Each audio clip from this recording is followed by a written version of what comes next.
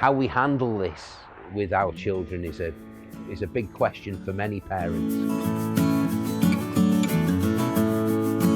The death of a family pet can be a very difficult time for families. Children especially have a very strong bond with their pets, and often this loss is the first time that children have been confronted with mortality at all.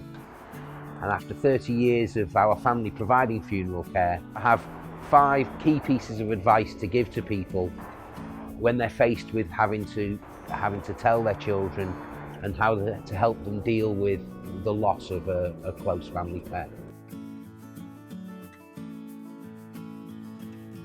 It's really important to be honest with our children. If they find out in the future that their pet didn't go to live on a farm, they may not trust you over other things that you've said to them.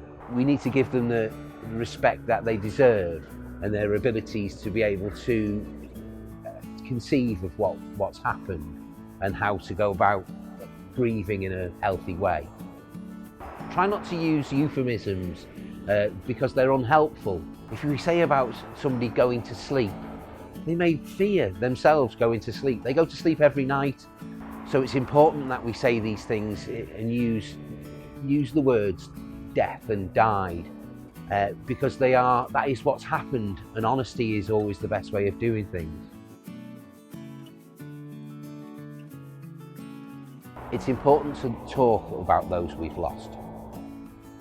Their happy memories and the times when we've laughed are what will help carry us through the times when we feel the loss. Children will often be grieving one moment and go off and play normally in another moment.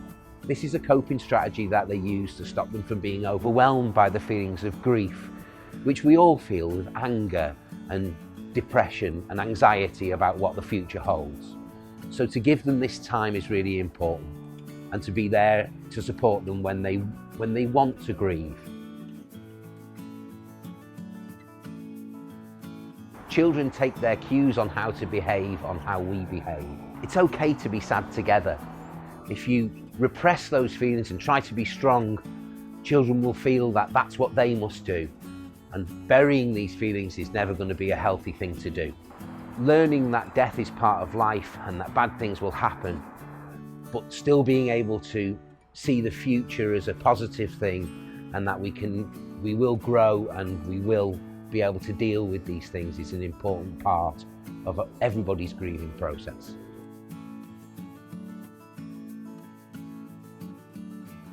It's not a good idea to try to replace a pet. We're grieving for the loss of a relationship. Pets aren't toys or commodities or lifestyle accessories. We have a relationship, and that is what we are grieving the loss of. You can have other pets, but it's important to give time to grieve for this one. If you feel that that's something which would help you a lot, then perhaps getting a pet before the other one died would be a good way of giving the child something to focus on other than the loss of the older pet.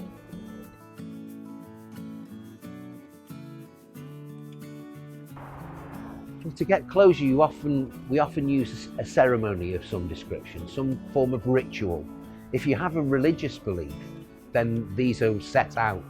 If perhaps you don't, you could use maybe plant a tree or to scatter the ashes of a loved one. But the important thing is that we are given a point from which to move forward and carry on with our lives in a healthy way, without forgetting our loved ones, but with still holding them in our heart. This advice has come from many years of experience in dealing with bereaved families. If you feel that your children aren't coping particularly, it's important that you seek professional help from a child psychologist, or maybe visit your GP. If you have any opinions about what we've said, please leave it in the comments below, and we'd love to hear about strategies that you've used that have helped you in the past.